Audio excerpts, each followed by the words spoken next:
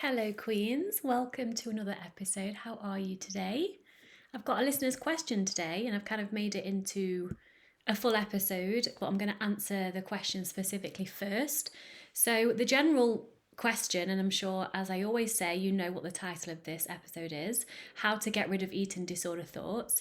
And the question exactly is or was, how do you get rid of eating disorder thoughts? Can you talk about how to live a normal day? Because for me, it's all about burning calories, and I do not know what to think about if I don't do this. Do you understand? Yes, I do. Maybe I want to relax and watch a movie or speak to a friend, but I feel like I should move and walk around and do housework instead. Right, so I'm going to break down this question and going back to one part of the question specifically, can you talk about how to live a normal day? Okay, here's my answer. You can live a normal day when you've gone through the clusterfuck of fear that appears before you when you choose recovery. You can fully recover from an eating disorder by rewiring your brain, by rewiring your fear of weight gain and eating disorder thoughts, changing your nervous system via bioplasticity, healing your inner child, and doing body image work. It is one of the hardest things you might ever do. It has been for me, but every single step is worth it because you get to know yourself on a level that you'd never thought possible before, and your life is so enriched in a way that it wouldn't have been if you'd never had an eating disorder. The second part of the question, because for me, it's all about burning calories, and so I do not know what to think about if I don't do this. Do you understand? I understand. And I'm going to say this in response to that part of the question. Of course, your current thoughts are consumed by burning calories because your brain is currently wired with an eating disorder, and your brain directs your automatic thoughts. The good news is that you can rewire your brain so you don't have an eating disorder. And I'm going to give you a step by step process on how to do that in a moment. The last part of the question, maybe I want to relax and watch a movie or speak to a friend, but I feel like I should move and walk around and do housework instead. Okay, the same applies here. You want to relax and watch a movie, but the eating disorder is making you feel like you need to move and do chores instead. There are two parts at play here. It's primarily the movement aspect of doing chores instead of relaxing due to the eating disorder, but there's also an aspect of not feeling worthy of relaxing and enjoying a movie. I know I experienced that a great deal. Even after I was recovered from the eating disorder, I had a hard time actually allowing myself to fully relax and enjoying the relaxation behavior that I was doing. So, that, as I was saying, part of the eating disorder is to, of course, make you move more, move as much as possible, and eat as little as possible. But the worthy piece, not feeling worthy of relaxing and enjoying a movie, that's probably actually most likely one of the underlying reasons as to why you developed the eating disorder in the first place, because you don't feel worthy, right? You don't feel good enough. And that feeling brings brings an unsafe and unconscious and uncomfortable feeling. And so you unconsciously search for a way to numb or change that feeling. Hello, control, and inevitably an eating disorder, right? I'm just going to repeat that part again. Because you didn't feel worthy, or perhaps you still don't feel worthy, you didn't feel good enough. And that not feeling good enough and not feeling worthy, it feels really unsafe. And so you unconsciously search for a way to numb that feeling and to change that feeling of lack of safety and lack of not being good enough. And that's when eating disorders usually come in, you know? So I'm going to give you, like I said, a step-by-step process of how to rewire your brain so it doesn't have an eating disorder anymore. You ready? Okay, step number one, and this is written down on my website in blog form if you want to see the steps in black and white. Number one, be aware of the eating disorder thoughts because you cannot change something that you're not aware of. And so noticing when the eating disorder thoughts are there in the first place, if you don't know if you're not aware of an eating disorder thought coming in, how can you change something? So the first step is always awareness with any kind of change, right? If you don't know anymore which thoughts are yours, which thoughts are the eating disorders, then you can do this exercise to know for sure. Number one, close your eyes, and I would like you to feel into your body. Pay attention to the thought that has come into your head. Let's say that eating disorder thought is or was, I need to do house chores instead of watching a movie, right? So focus on that thought. How does that feel in your body if you were to believe and act on that thought? You need to do house chores instead of relaxing and watching a movie with a friend. Does it feel expansive? Does it feel loving to do that? Or does it feel restrictive, controlling, and originated from fear? If it feels like it's from fear, then that's the eating disorder thought and it is not your thought. Now, there's a second part here, having experienced this many times myself. When we do what the eating disorder wants us to do, it actually relieves some of the anxiety. So when you feel into the thought that potentially is the eating disorder thought and you're not 100% sure and you want to check, notice that the feeling of less anxiety will or might show up when you think and feel into doing the thing, but go deeper and know where that thought was originated from. You only feel less anxiety because you're doing what it says, right? Doing what it wants. So feel into the thought. Is it born from love? Is it born from fear? And there you will have your answer. Step number 2, acknowledge that it's not yours. Any thoughts that are born from fear are not truly yours. They're not. They were created by fear in the creation of the eating disorder because at some point, and maybe still, the eating disorder served you. It served a purpose. It was perhaps created via your need to control something in order to feel safe, as your environment growing up wasn't stable. So this could look like having parents that divorced, or having parents that argued a lot, or moving home regularly, or parents always, being worried about money or safety, or a number of those things.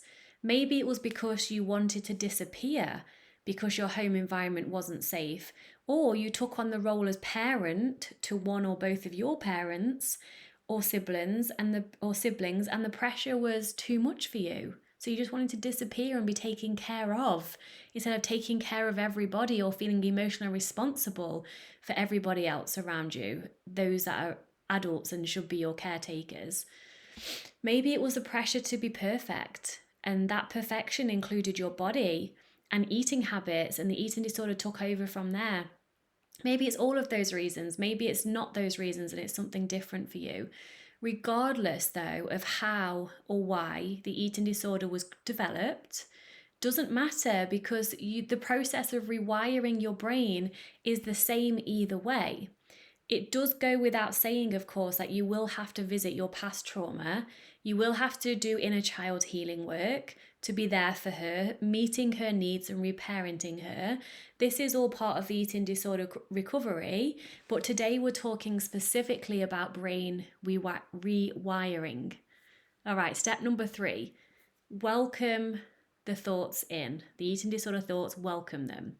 I know that sounds ridiculous, but hear me out. Whatever you resist persists. So if you fight the eating disorder thoughts, then they'll get stronger. It's like that old tale about the boy asking the man about the 2 wolves, and I'm going to read this tale for you. Here we go. The 2 wolves, I probably say this name wrong, Cherokee story. A young boy came to his grandfather filled with anger at another boy who had done him an injustice. The old grandfather said to his grandson, "Let me tell you a story. I too at times have felt a great hate for those that have taken so much with no sorrow for what they do. But hate wears you down, and hate does not hurt your enemy. Hate is like taking poison and wishing your enemy would die. I have struggled with these feelings many times. It is as if there are 2 wolves inside of me. One wolf is good and does no harm. He lives in harmony with all around him and does not take offense when no offense was intended. He will only fight when it is right to do so and in the right way. But the other wolf is full of anger. The littlest thing will set him into a fit of temper. He fights everyone all the time for no reason. He cannot think because his anger and hate are so great. It is helpless anger because his anger will change nothing. Sometimes it is hard to live with these two wolves inside me because both of the wolves try to dominate my spirit. The boy looked intently into the grandfather's eyes and asked, "Which wolf will win, grandfather?" The grandfather smiled and said, "The one I feed the most." So, anything you resist persists. So if you're constantly feeding the eating disorder thoughts, you're giving it all your energy by arguing with it, fighting against it, focusing on those thoughts. It will get stronger. Those eating disorder thoughts will get stronger and you'll be fucking exhausted. Does that sound familiar?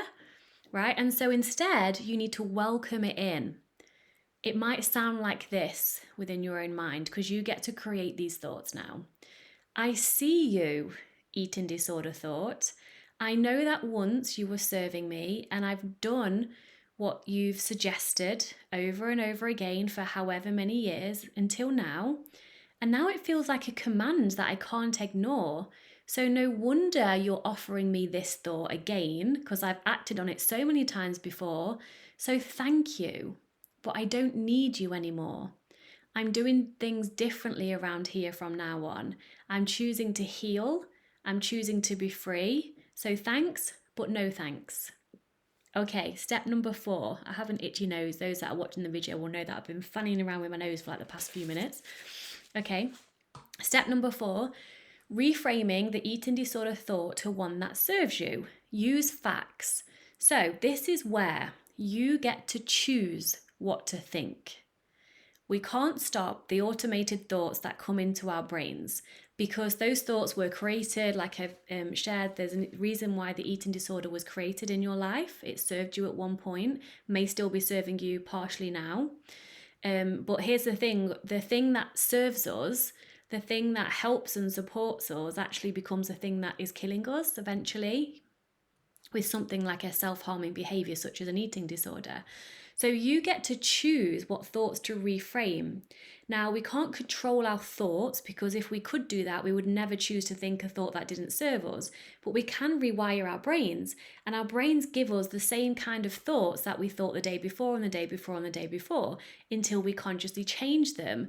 And then it will go on autopilot and give us similar thoughts. So this is how it works. So when you rewire your brain to thoughts that serve you, which is, we're halfway in this process now, over and over again, then eventually you will stop being given eating disorder thoughts via your brain because it sees it as pointless if you're not acting on them and you're consistently choosing to think and act in a different way.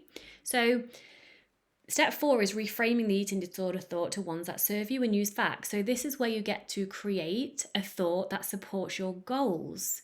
Now, I am assuming that your goals are to live in food freedom and body love, to be fully free around food and your body without micromanaging yourself and your life, to be free from the constant daily hell and anxiety hellhole. Am I right? This might look like this in terms of you speaking and reframing the eating disorder thoughts. If I follow your command, then I'll make you even stronger. Even though it will feel good to do what you say, I know that it will only be reinforcing you and inviting you to keep coming for the rest of my life. I do not want that. I want to be free. And so I am going to choose to watch a movie instead of doing chores because that's what I ultimately want to do. Me, the one who is taking back control now. The more I do this, the weaker you will get. I know you were there for me for so long, but we've outgrown each other now. It's time to move on. Step number 5, this is the part that I'm sure is going to freak the fuck out for most of you. Number 5 is do the opposite. Do the exact opposite of what the eating disorder wants you to do. This is, like I say, one of the most important parts of changing your entire life and living in freedom. Because here's an incredible quote from Tabitha Farrar.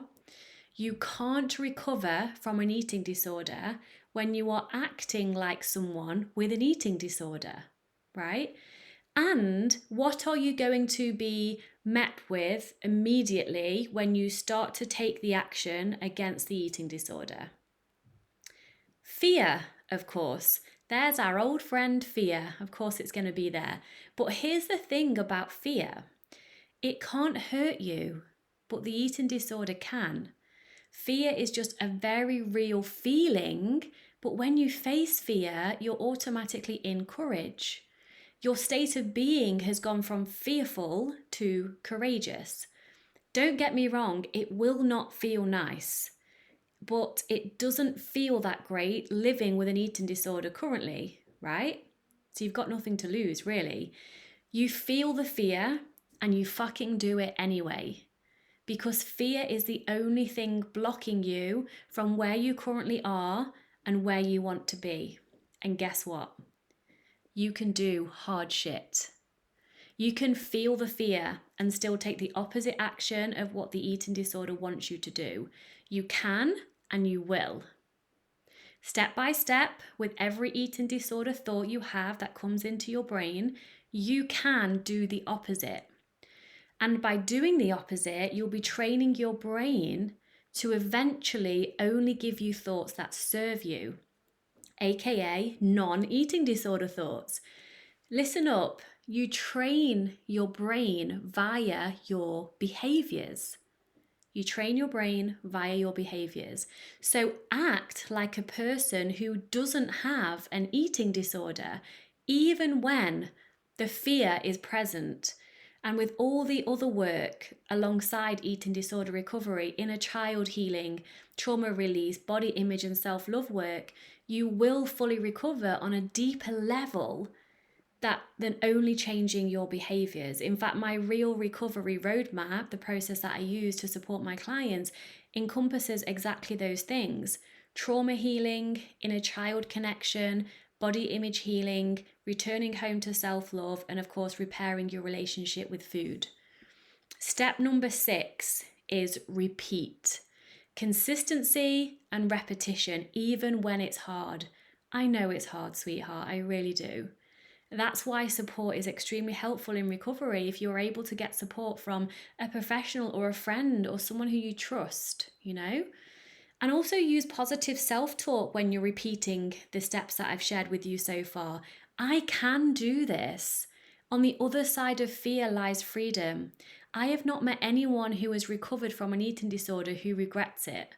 One step at a time, one day at a time. The more I do this, the easier it will get. And step number 7, the last step, be kind to yourself as you feel the emotions that will come up. You'll be experiencing a fuck ton of emotions as you go through this journey. I'm not going to lie, not going to sugarcoat it. There's going to be lots of fear in there as well. There'll be a mixture of fear, liberation, anxiety, joy, overwhelm, panic, peace, all of it. Embrace all the emotions and feel them. Be gentle with yourself as you may be truly feeling your emotions for the first time in your life. When you experience difficult times in your past and trauma, your head invited you to hang out there, as it's safer than being in your body.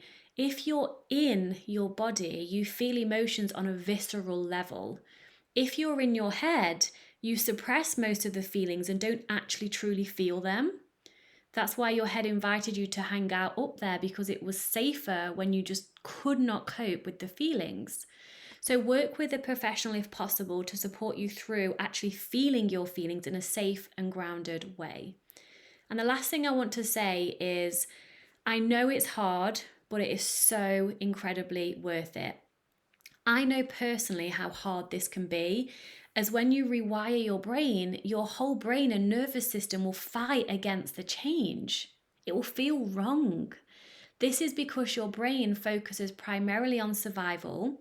And so if you're still alive today, then your brain presumes whatever you did yesterday must be fine, must be safe. So why not repeat the same thing today and tomorrow and tomorrow and so on? Because the brain likes predictability. Predictability to the brain equals safety.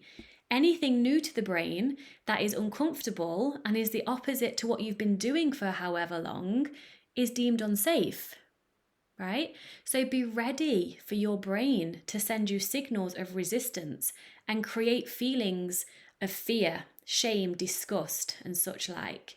When you've repeated, though, this is the good news, when you've repeated a new behavior with the steps I've shared about 10 times consistently, the brain starts to learn and be okay with changing to what you want. Because remember, you are not your brain. This, coupled with nervous system regulation work, inner child healing, body image work, that's the path to recovery.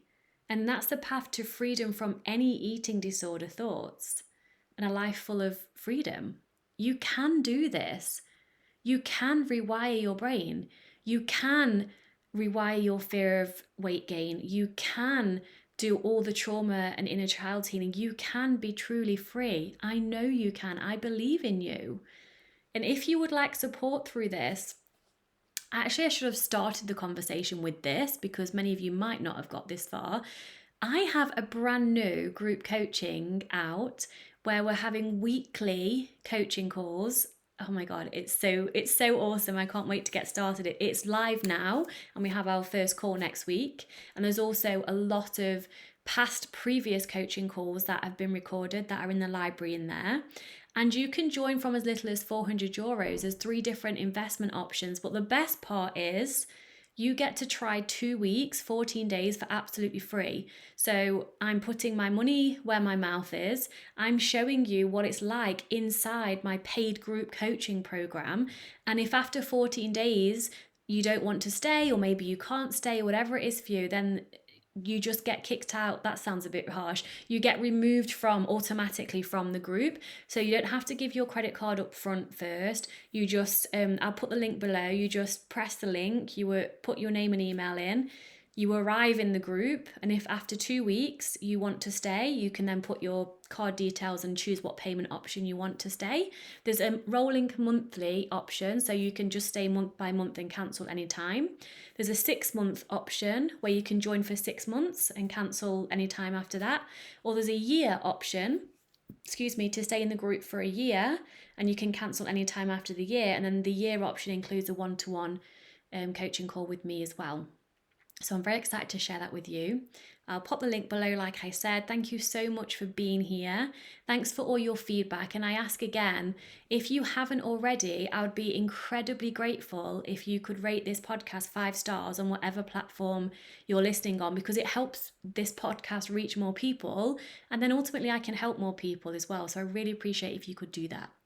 Thank you, my queen. I will see you next week. And if you have any questions for a podcast, please let me know. Sending you much love. Mwah.